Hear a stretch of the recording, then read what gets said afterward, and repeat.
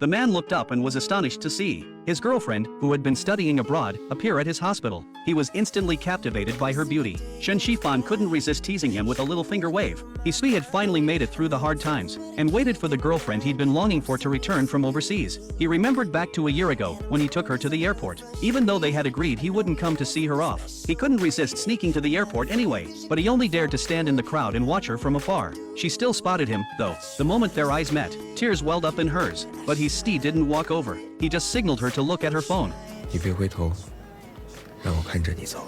After reading the message, Shen Shifan was already in tears. He told her to go see the world with peace of mind. As her boarding time drew closer, she pointed to the bracelet on her left wrist, as if to say she would marry no one but him. He nodded to show he understood. Only when the announcement urging her to board came did Shen Shifan reluctantly leave. Once she was completely out of sight, Hisui's expression instantly became terribly sad. He stood there alone for a long time. During the days after Shen Shifan left, Hisu tried to numb his yearning for her with a busy work schedule. With a 7-hour time difference between them, they only had short windows for video calls, and that brief time became the happiest part of his day. Even when he was in the mountains, raining, with a bad signal, he would hold an umbrella and walk around looking for a connection, just to video chat with his girlfriend. In his spare moments, he would write letters to Shen Shifan, telling her that her mother was gradually recovering, and that she shouldn't worry about home while abroad. At the end of each letter, he never forgot to express how much he missed her. Fortunately, time flew by. He finally made it to the day his girlfriend returned home. When Shen Shifan saw him, she was like a little kid, rushing toward him as fast as she could. They held each other tightly. But then... 哎，这位小姐，你是不是认错人了？啊？我在这儿等我女朋友呢，你这是干什么？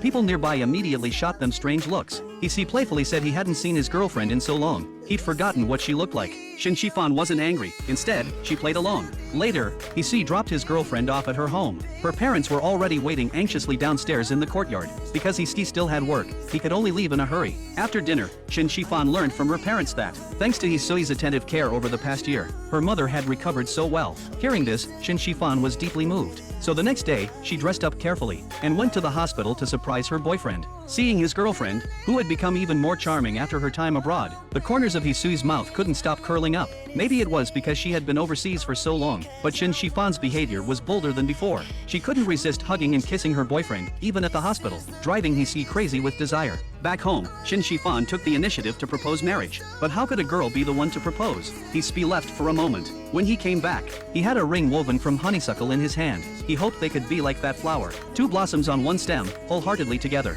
你愿意嫁给我吗？我愿意。 Soon after, they held their wedding. Hisui finally got his wish and married the girl he had fallen for at first sight. They looked back at all the ups and downs they had been through. Though they met at a less than ideal time, their lives had been filled with color because of each other. They healed one another and eventually became the most important people in each other's lives. May everyone who holds goodness in their heart find in the tiny cracks of daily life a love that flows long and steady. 爱你是我做过最好的事。